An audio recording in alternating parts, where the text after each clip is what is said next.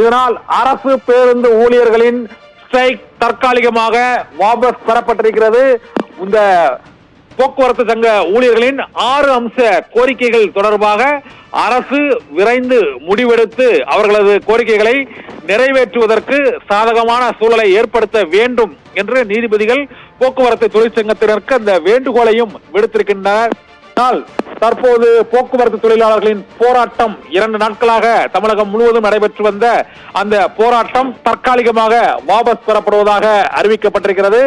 ஜனவரி மாதம் 19ஆம் தேதி வரை, அதாவது பொங்கல் பண்டிகை விடுமுறைகள் 17ஆம் தேதியுடன் நிறைவடைந்து அதன் பின்னர் 2 நாட்களுக்கு பிறகு மீண்டும் இந்த பஸ் ஸ்ட்ரைக் நடைபெறும் என்ற தகவலையும் போக்குவரத்து தொழிற்சங்க நிர்வாகிகள் தெரிவித்திருக்கிறார்கள்.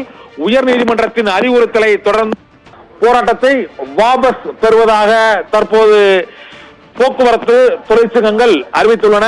இதனால் 2 நாட்களாக தமிழகம் முழுவதும் நேற்று பேருந்து ஊழியர்கள் வேலைநிறுத்த போராட்டம், இன்று அனைத்து பணிமனைகளின் முன் ஆர்ப்பாட்டம், கைது, மறியல் என தமிழகம் முழுவதும் ஒரு பதற்றமான சூழ்நிலை நிலவி வந்த சூழ்நிலையிலும் உயர்நீதிமன்ற அறிவுறுத்தலை ஏற்றுக்கொண்டு காலத்திற்குள் பதிலளிக்க வேண்டும் என்று உயர்நீதிமன்றத்தில் போக்குவரத்து தொழிற்சங்கங்களுக்கும் தமிழக அரசுக்கும் நீதிபதிகள் அந்த உத்தரவை பிறப்பித்ததை அடுத்து இந்த போராட்டம் வாபஸ் பெறப்படுவதாக இப்போது அறிவிக்கப்பட்டிருக்கிறது. போக்குவரத்து தொழிற்சங்கங்களின் 6 அம்ச கோரிக்கைகளும் தற்போது ஏற்றுக்கொள்வது குறித்து தமிழக அரசு உடனடியாக பேச்சுவார்த்தையை மீண்டும் தொடங்கி பொதுமக்களுக்கு பாதிப்பு ஏற்படுவதை தவிர்க்க வேண்டும் என்றும் தலைமை நீதிபதி கங்கபூர்வாலா தலைமையிலான அமர்வு கேட்டுக்கொண்டுள்ளது.